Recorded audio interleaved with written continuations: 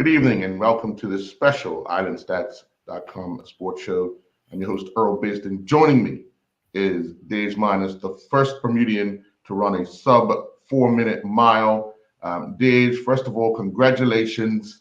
Watching you even run that race was pure excitement for me. I know for you in the race, it would have been a little different until you got across that line and were able to confirm your time. But we're going to go through that race in stages, but take us through the last couple of months for you in preparation for indoor Front Street Mile, because it's kind of tricky there, isn't it? Yeah, even everybody that's tuned in. Thank you for having me on. So it's a pleasure. But yeah, obviously I'm very grateful that I ran on the 4 minutes, but it definitely started a long time ago, like building up to this moment in that race.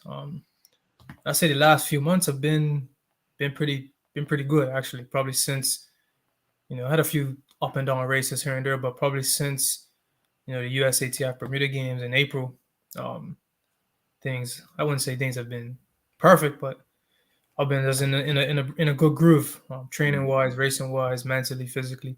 So yeah. But the most recent months, before I was up where I am now in New Hampshire, where I went to school. Back with my college. Well, I shouldn't say back with my college coach. He's always been my coach, but based with him more full time. And yeah, I spent the 4 months here running a lot. 80, 90-mile weeks, working out with the university team. In a good spot. Came home over the Christmas holiday. Continued, hard training, and then attacked Front Street. And that went well, and that was a good test to see where I was because I raced early in December in a 3,000, but obviously 3,000 a mile completely different. Right. It's double the distance. So Front Street was a real good test to see where I am and the way how I ran it, especially when I had a big kick at the end. I knew I was ready to run fast. Kind of how easy it kind of felt Front Street. So yeah. Yeah. Looking at it, let's go back to the first time you won Front Street, 2018. Confidence grew. Just seeing you throughout that period, confidence grew. In 2020, you finished second, still a lot of confidence, but then COVID hit, stopping a lot of stuff, including your progress. Getting that mind back to where you had it almost 2 years prior, or a year and a half prior. How difficult was that? Not the physical part, because I know you kept doing a lot of training, but the mind, that confidence, how difficult was that for you? It's funny, because when I look back, actually COVID was kind of like a blessing in disguise for me. If I went, so I raced, like you said, I ran Front Street in January, and leading into that year, my coach, I be kind of like looking back on it, we kind of like eased into indoor that year, and there wasn't we didn't place much emphasis on 2020 indoors. Just hoping to have a big spring and summer. So then obviously when COVID hit, it was kind of like, oh man, like we went easy during the winter. Not easy, but like we didn't place big emphasis indoors that year, hoping that we was going to be, in a good shape come spring, summer. And then obviously things beyond our control shut down effectively the whole world. But in terms of like my development, I would say like those from like March of 2020, right till I came back home, what was that, August? It's probably like the best thing for me in terms of running. I had no stress, no pressure on racing. And where I was in my development, like I needed 6 or 7 months of like real running. Not like, in college, like we trained hard, we raced hard, but like I was always racing. And not every race was like the most important race of the year, but like in terms of my development, I wasn't getting like months of, I wasn't getting solid days where I could just run like 13 miles a day. And like, we was waking up, me and the guy I was living with at the time, one of my roommates at the time, and we were running like 14 or 15 miles a day. Like we were waking up running 7 miles in the morning, sitting on our porch all day doing nothing, and then go run like 6 or 7 in the evening. And like when I came out of there in August and I came back home, like I felt like a different like beast in terms of like my work capacity. Like I feel like I could run more, I could run faster, I could run longer. So obviously I didn't have the racing, and I wasn't able to put that to like I didn't really have a show. I was like, oh well, I know now I have this base, and hopefully that it carries me and it will carry me. So like looking back, I know it sounds bad because COVID was tragic for a lot of people, and like it I not not clear that it happened, but it provided me opportunities to like really train and just focus on like that, like I guess like that aerobic side of my running where I was a little bit not lacking, but that was my weakest point. And I think that eventually helped me transition a bit more because in college I was more of an 800-meter runner Hmm. on paper. I think my coach always was developing me to become a 1500-meter, 5000-meter runner. But in college, I just happened to race the best in 800. But my training and then my development was definitely like leaning towards me eventually, focusing on 1500 mile, and then now sometimes even have a little focus on 5000. Hmm. I always go back to the race, not the race, but the run you, Sean Trott, and well, you, Chris Siskownik, was helping Sean Trott Yeah, uh, do the what was it, the world the world. half Yeah, I was like the virtual. yeah, That's when I half knew. marathon. That's when I knew the mileage that I had put in from like March until that point. I was like, all right, Hmm. like although COVID threw everybody off, like in terms of my Right. running and what I was able to do now, because I ran that and like I was like, geez, that was the first time I had run 13 miles at that pace, and I was like, all Right. right, I definitely took advantage of these. What was that? 5 months of no real like stress. Hmm. Did it also provide you with the opportunity for your body to heal as well? Doing a lot of training and getting the rest and not the mindset of pressure of a race coming Yeah, up or a race an actual race.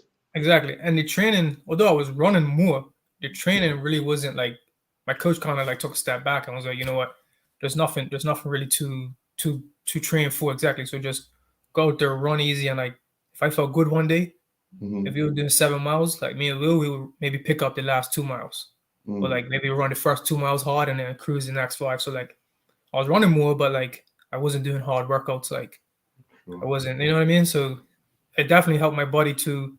It's not like I was banged up or injured, but it definitely allowed me to just put in the extra miles kind of easy, especially Mhm. on the mental side. Right.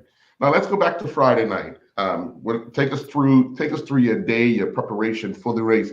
I mean, with so many people on the start line, indoor, it's tight. You were in a group up above, but getting out and a good start is really important. So take us through your day and your preparation for that event. Yeah, so it's funny because I guess I'll take you back a few days before. So I had left home on that Saturday before, right? Hmm.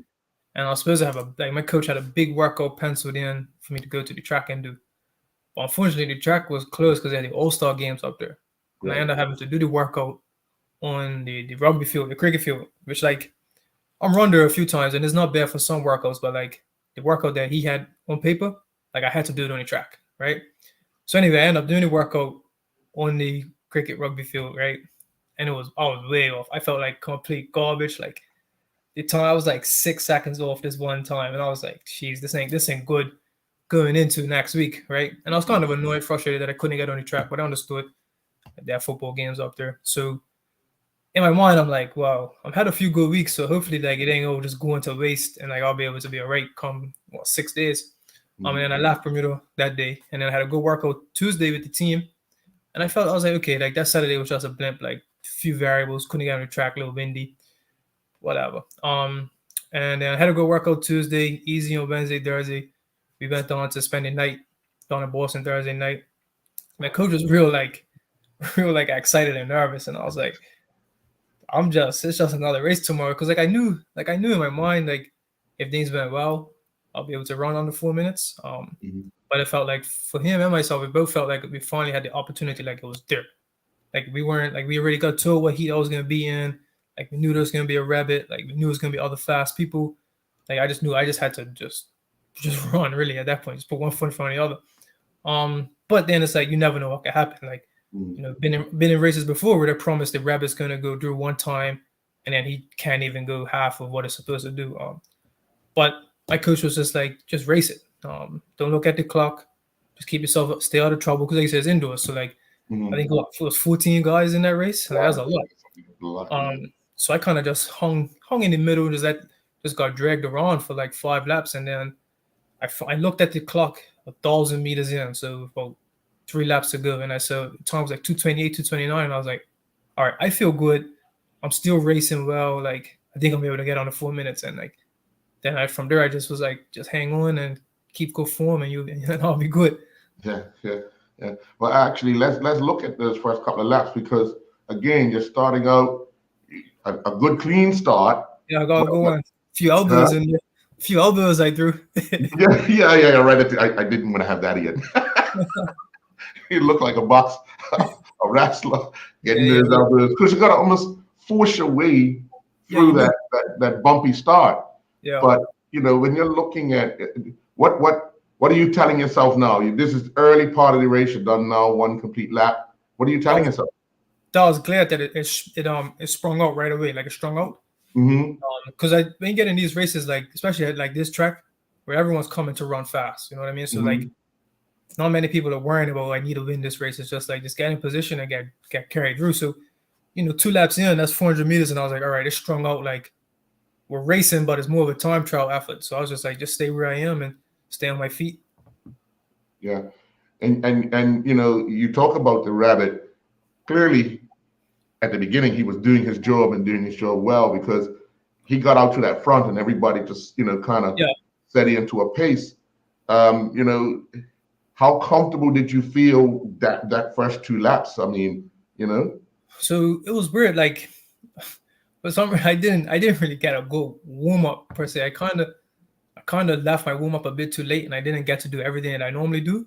Mhm. So I was like, oh man, well, whatever. Like I try not, because at that point you like whatever. There's nothing you can really do. Like, so I was like, I was kind of glad that it strung out right away, and I weren't like really having to race much. But I felt fine. Like my legs felt like, oh yeah, this is easy. But for some reason, I don't know if I started getting super nervous right before. I couldn't control my breathing. Like my breathing was all over the place, and I was like, oh man, this is gonna be a long mile if I can't like control myself. And then probably like the third lap, I finally was able to like be able to breathe and like be within myself. Right. Now, I remember when you first had gone to Franklin Pierce to school, and we had a chat about running indoor. Indoor is quite different and at times quite difficult because some tracks bank, other tracks, do so many other things. How did you find this? Because you've raced at this track before, haven't you? Yeah. So BU is probably the fastest track in the world. I think in that whole meet there, it was 15 guys that broke 4 minutes.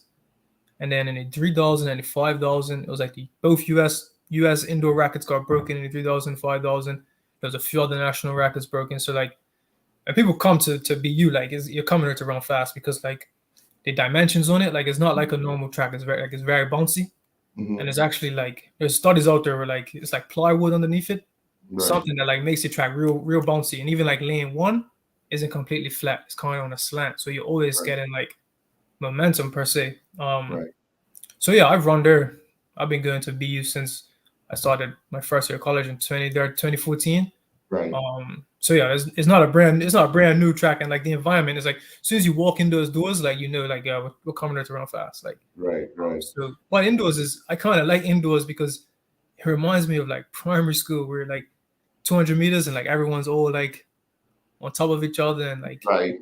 and it's inside, so it's not as much variables. Whereas outdoors, one gust of wind comes and like it throws everything off.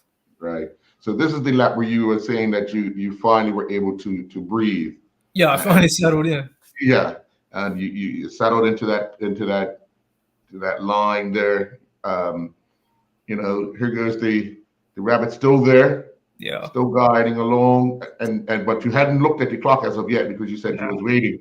But did you still feel comfortable now that you had that breathe and that was a relief off your back? Now it's just a matter of staying focused and race. Yeah, at this point I knew like I responded to the early pace, and I was like, all right, because I run the pace a few times in training, I knew what it felt like, and it felt I wouldn't say easy, but it felt just about right. So, and then it strung out, and like there was no one I had to like run around or like watch out for. We was just all just single file, just ticking off the laps. Right. The rabbit had dropped out and at the end of that lap, but now it's up to everybody else to want to try and either one win it or two get under that 4 minute mark. And that there's the hardest part of the race, really, the third quarter. So on the indoor track, that fifth and sixth lap, because like Mm-hmm. everybody can like quote unquote finish well, but it's that third quarter where like the lactic acid's built in, like you're trying to save yourself for that last 400, but at the same time, like now you're on, like now you're taxed. So Mm-hmm. that lap that third quarter is definitely the hardest part of the race. And how much of that is mental? That's How physical. much is it? Yeah. That's physical. I think anyone. I when I had the camp over the Christmas time, I told the children in the camp, I was like, if you're running a 4 minute mile or a 10 minute mile, I can bet you my life that the third quarter, if you're on the track, that third lap is going to be the hardest lap. And I Right. don't. I mean, people may say it's mental, but there's physical like reasons on why that third lap is the Right. hardest. So how do you manage that? You have to. It's something you have to fight through, isn't it? Yeah, I mean, you work on that in training. Like that's just when all the lactic acid is starting to build up, and like the big thing in the mile is once that lactic acid builds, like how quickly can you dissolve it and like Mm, keep running fast. So like right. if you haven't put the work in for when that lap comes and your legs are burning, chest is screaming, like then like you haven't hit that target, you know? Right. Yeah. You're actually talking about these laps here because there it is, the rabbit.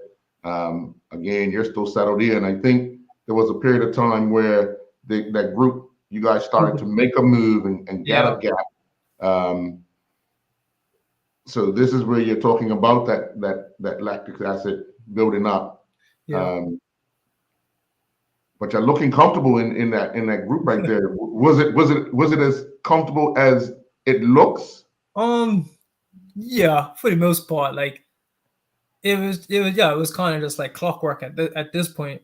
Like I said, I knew the pace we were running. Like even though I had just looked at the clock for the first time after the fifth lap, and like Hmm. that's when I was like, all right, I just have to race and like fight for position. And right here, like just staying engaged because like you fall asleep for like two steps, that gap Hmm. forms, and then you can't catch back up. So I just had to Right. make sure that like I think coming up right here, yeah, see like the gap formed a little bit where Yes. that guy went wide, and that's when I had to make the commitment. I think that's where I got on the 4 minutes was right there. Like Right there. Yeah. had I settled in, I think I would end up Hmm. running like four flat. Where right there, I was Right. like, all right, keep honest with it, and just hang on to the back. And I think that just dragged me around. What is the challenge of kind of getting boxed in? Because that guy came around the outside of you. You're looking, you take a little glance, but now you realize I can't let these guys in front of me go. Yeah, But the chance of getting boxed in, because if he'd have just cut in front of you, you would have had to go on the outside kind of yeah, thing, which was actually would slow you up. So what's the thought process of that whole process there? yeah. You just really trying to make sure that you stay on your feet, and if you do get nudged, like don't let it knock you off your stride too much because like I've been in races where like at that point in time, if you get nudged and you like start a step, you can't come back from it. Like Right, right. once you start a step with lactic acid involved, like your part is over. Like you know what I mean? You're treading water big time.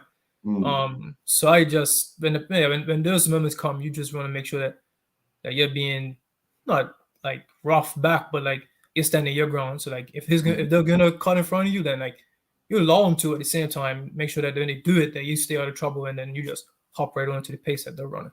right, right. Now let's look at these last two laps because, as you said, there you go. You let him go, but however, you're able to come right back. Yeah, There you go. Yeah, right back. Because I guess in your mind you're saying I can't let these guys go because if I let these guys go again, that's a you're going to great be that point. you're going to be that 4 minute flat. Yeah, yeah, and then right here we're coming. Yeah, we're coming. There's 300 meters to go, so Right, I was pretty much wide open at this point. Like right, legs are screaming, and but I felt like I could win right here. Like I honestly did. right. And then I kind of just didn't. I don't know. I kind of because I looked. This is where I was kind of annoyed at myself, where I knew I was going to get on the 4 minutes, that I Hmm. kind of ran conservative, like so. That was a bit my fault. Where I think next time around, having already done going on the 4 minutes, I think now like out of race to try to win. Kind of like how Right. this guy end up winning it. Just Yeah. Because it looked like when you went around the lap before, you looked as yeah, if you was putting on that burst to go. yeah, Uh, but then it looked like you kind of held back yeah. a Because little bit. I didn't want to overtake on the turn. and because Oh, I couldn't overtake on the turn. I knew the pace we're running was fast enough. uh-huh. So I was like, all right, if I feel good halfway, like 50 meters run, I'll try going again. But like at that point in time, like everyone was kind of just running the same pace where I couldn't get around them. Right, right. But And, and that's small details that in hindsight, like right. Now you're the first Bermuda to run sub 4 minutes. How difficult or how difficult is it or would it be for you to do that again? Um, does the conditions have to be right? Does the mental part have to be right? What has to go right for you to be able to do that? Now that you know you could do it. yeah, I mean, it's like any race really. Like if like in I don't know in 2 weeks when I race again, if we go out and too slow, then like I can't do it. You know what I mean? Or if I go out too fast and like tie up. But I like so the thing was like not to downplay what I did, but like my coach and I kind of knew I had the physical like physically I could do it. It was just really just a matter of when. Because even like my 1500 time outdoors, they do like a conversion, and that converted to like a 358. So like I knew that talent, like physically, I could be able to do it. But yeah, to do it again, I think now it's just kind of just can I go faster? Can I run 358, 357? How low can I go? But I think like I wouldn't say the next race I have to do it, or like Right. if I don't do it, it's gonna be a bad race. No, it's just like any other. Next Saturday is just like any other race. Sure, sure. Now, internationally, I mean, you ran at the Commonwealth Games. How does that work with your confidence in the ability to be able to run with you know world athletes, top world Yeah, athletes? yeah. The Commonwealth Games I think was like so I had go into like CAC games and Pan Yeah. Am games, but the Commonwealth was a whole different beast. Like just everything about it, like the village lifestyle, like being in the city, just like the popularity of it, who was there, who wasn't there. So I think that experience, I think is going to help me tremendously. It's already helped me. I think now I'm not as nervous going into races after running in front of what I think that morning it was like 15,000 people there for a Hmm. prelim, and that's you don't usually see that. So to be in that stadium where at 11 o'clock in the morning you got 15, 16,000 people there, I think now like a race like that, nervous, but like it's not the same. Right. So I think that experience this summer going to Commonwealth, and like I know I ran okay at Commonwealth. Like I wanted to do a bit better, but I think overall the experience gained there is definitely going to help me moving forward. Yeah. A lot of people don't understand what life is like in a village when it comes to a festival, a major festival. Being around athletes, most most are professional, and you could see that level. Just watching them how they operate, Yeah, training in the village, meals in the village, doing so many things. Because you could look out your window, just be walking in the village, and you see people working out, people, yeah, making themselves, you know, getting themselves mentally and physically ready for their event. Just being in a village, and you've been in a few villages, but what is life like that? What is life in the village for you like? yeah. So the most important thing is you just have to stay as normal as you can. Like, Mhm. and it's tough because like you go there and like you see like for example, I remember one time in Commonwealth, I just happened to sit down and right in front of me was this guy from Kenya, Timothy Chariot, who was like he ended up getting second in the final. Right. And you're looking at like a party is like you want to be like a fanboy and like ask for a picture, but at the same time you're like, nah, like you got a job too. Like Hmm. you're here just as you know what I mean? Like you're here as well. Hmm.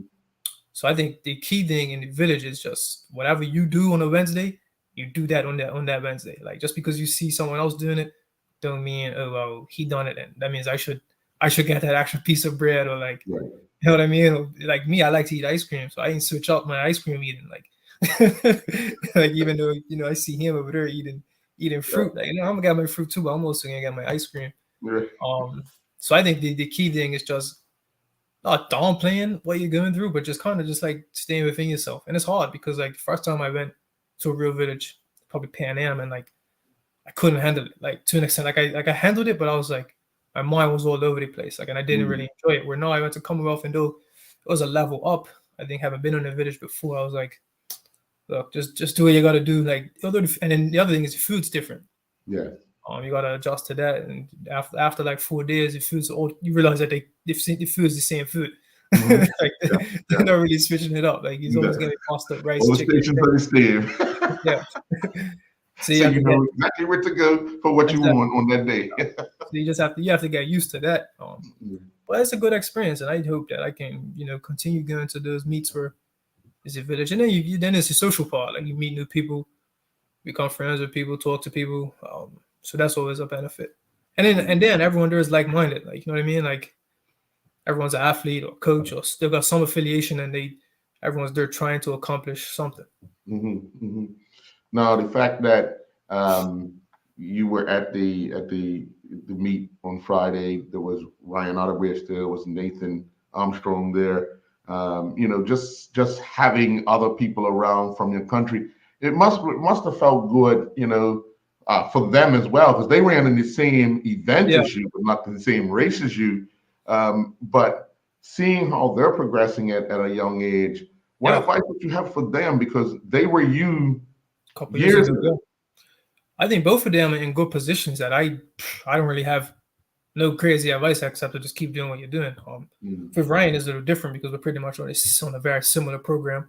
Obviously, we have the same coach. And Nathan's doing well too. Like Nathan, obviously, his dad, Terrence, ran mhm. so he's getting guidance from his father, but also where he is in university. So for them to having seeing me do that, definitely, I think Ryan told my coach, "Yo, I want to go on the 4 too." So like, kind of to an extent, like that's me job done. Like Right, these guys saw that it's possible. And like Ryan trains with me. He knows I'm not doing nothing that's like abnormal. Like I do the same workouts as him, the same runs as him. Like it's just keep showing up and doing what I gotta do every single day.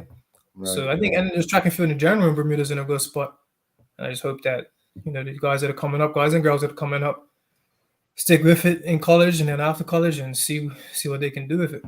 yeah. They had a track meet here yesterday, um, and it was almost like a buzz, especially with the track officials who had acknowledged that you had run the sub 4. Yeah, You could almost feel the air had a lot of excitement in it as yeah. the young people are now trying to qualify for Carifta, where we had a qualifier um, yesterday. You know, That's what we need. yeah. Like I'm a person where like I think that you look up to people that are similar to you. Hmm. I think it's easier. It's easier to relate to someone that's like you. And that's not saying you can't be motivated by someone that's walked a different path of life or whatever. But I think that when you see someone that's like you took a similar journey, it's much easier to relate. So I think that having that buzz is a good thing. Mm, And now it just it's definitely not easy. you're right. Track and field in Bermuda is not easy. You could talk a lot about track and field in Bermuda and what could be done differently and better and Mm, what does work and what doesn't work. But I think right now there's a lot of good young men and women in universities and in some high schools that I think if the development continues where it is, I think track and field is in a good spot. yeah, that USTAF meet is scheduled for May 21st in Bermuda. Um, could we possibly see you again if invited, if given that opportunity? Definitely. I hope I am invited back. um, because the way that it's a gold level meet, and right Mhm, now, to go to even Pan Am Games and the World Championships and the Olympics is like a world ranking system. You get, mhm, you can run a time, you can run a fast time at one meet, but if it's like a C level meet and it's not as good as the A level meet, then you get less points at the C level meet, even though you ran faster. And that meet in Bermuda is actually what they call a gold level meet. So top. top. So whatever time I get there, like it's gonna help me with my time and then also my points. And it's at home, and I think that hopefully Janai and I both can be in there. And I think, like I said about the whole, we look up to people that are similar to us. I think as much as that meet is good, and it's probably got some good financial bearings for some people and some organizations. I think at the end of the day, you have to have some local participants in there Mm, because, like, not to like I'm not trying to big up myself or Janai in any way like that, but I do think that you get the seats in the stadium if you have local participants and right, like definitely, what definitely, I mean. So definitely. I'm hoping that they have and sometimes those meets they don't have every event. Now it Right. could be a case where I don't know what the events are. It could be a case where the whole meet could just be sprinting. I don't know yet. Mm, Hopefully they have a 1500 in there so they can compete. right. So yeah, it was, I guess, long answer short. I hope to be racing at that meet. Oh, sure. With the Olympics on the horizon, we know we have CACs and other events this year, but the Olympics is on the rise. And have you guys sat down to plan out your international meets for this year to try and qualify as early as you possibly can for Paris? It's tough because of the whole ranking system and how they give out the points. Yeah, I would say that this year we're taking it. I mean, yeah, that's your goal in any. I think in any track athlete, the goal is the Olympics. I'm not going to sit there and say that's not my goal. But I don't think we're looking. I know it's next year, but we're not looking there yet. Mm, I think right now we're trying to in 1500 run consistently under 340. We looked at the world rankings last year, and they take 48 make the field, right? mm, And right now the 48th best in the world, based on like having only 3 people per country in the field. I think his best time was 337. My mm, best time is 341. So like, this year if I run 339, next year I get down to 338, 337, there's a possibility. But the way that the points and the ranking system works, that 337 one time don't really mean a whole lot. right. But if I can run some what's the word, consistent 337s, 338s, and get those bonus points running these good level meets, then like I'm giving myself a chance. Mm, But I think right now for the I guess the immediate future is CAC games in July. mhm, I think right now, with the national records and winning things like Front Street, I think next right now what I want to do is get a medal at the senior games. I think I have the opportunity in July for SCAC games, and then the other one this year is also the World Championships, but similar thing, mhm. you have to get the ranking points. So we look to see how I can maximize my points for that, and then also Pan Am games, which are in late October, early November. Yeah. So that complicates the schedule a little bit, but we're definitely looking at going back to Pan Am games. Mm, mm. Looks like you got a busy schedule Yeah, ahead. busy next 10 months or so. Yeah. Yeah, But I know you're up to it. You carry a lot of people on your back.